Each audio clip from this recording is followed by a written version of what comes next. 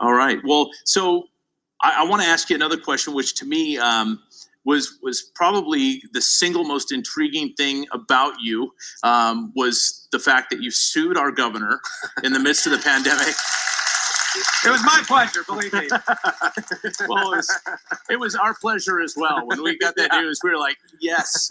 I want to read just a portion of what was put out by the courts that day, and then I want to have you, because you've got multiple degrees, Harvard, Yale, and I also have an education degree because I was a teacher for a little while at Loyola Marymount. Okay, so you're smarter than me. So I'm going to read this, and then we'll have you kind of explain this. But here's what it says: Executive Order N6720, issued by the governor on June 3rd, 2020, is void as an unconstitutional exercise of legislative power and shall be no further force or effect. The California Emergency Services Act does not authorize or empower the governor of the state of California to amend statutory law or make new statutory law, which is exclusively a legislative function not delegated to the governor under the CESA.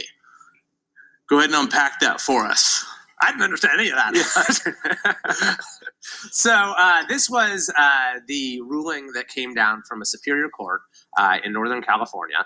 We had, and it was James Gallagher and I, who's another member of the legislature, who represents a district in Northern California. Great assembly member. And we actually represented ourselves. The legislature decided, we're just not going to work anymore. So it adjourned sort of indefinitely, let the governor take everything over. And we're like, we got to do something about this, because he had decided just to rule the state by decree. He was issuing executive order after executive order, a lot of things that had nothing really to do with COVID. He was just we'd become a one-man government. And we're like, we got to do something about this as legislators. These are our powers, actually, to make laws. That's the way it's supposed to work. That's what you learn about in school. We have an executive branch, legislative branch, and judicial branch. So we decided to sue him, and we also said, well, we're lawyers by trade. Why don't we just represent ourselves? And so we went and got a preliminary injunction initially, and then the trial ended up being in November. And, we wrote all the briefs ourselves, did all the arguments ourselves, and whatnot.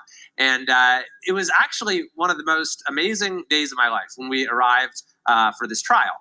Because, we're kind of preparing for all of this in obscurity. You're just kind of writing these briefs. It's hundreds of pages of briefs that we did by the time this thing was over. And so I show up at the courthouse, and it's completely packed, the parking lot. And so I have to kind of park someplace opposite. I get there, and there's just hundreds and hundreds of people who have showed up to support us at this trial and to, support this effort to reign the governor. And I would later learn that it was mostly led by the then sort of building recall movement.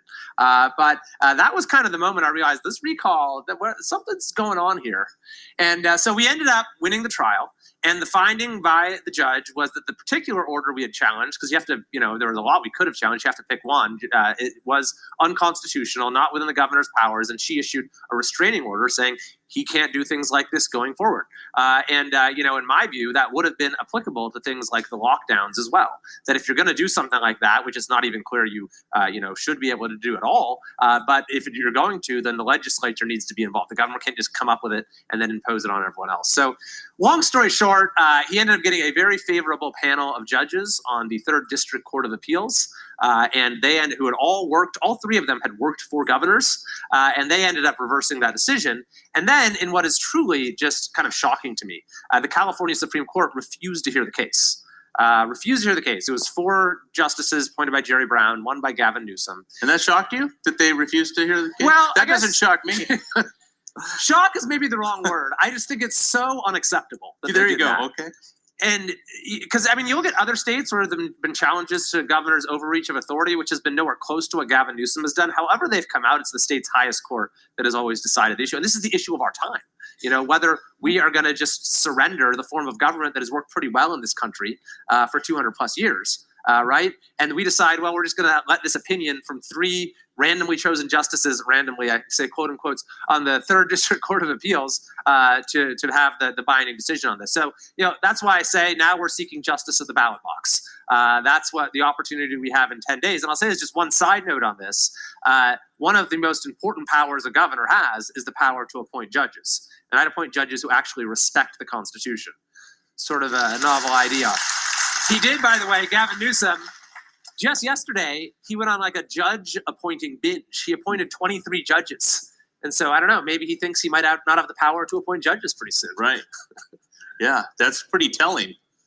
That's crazy. The American dream is something that's important to me.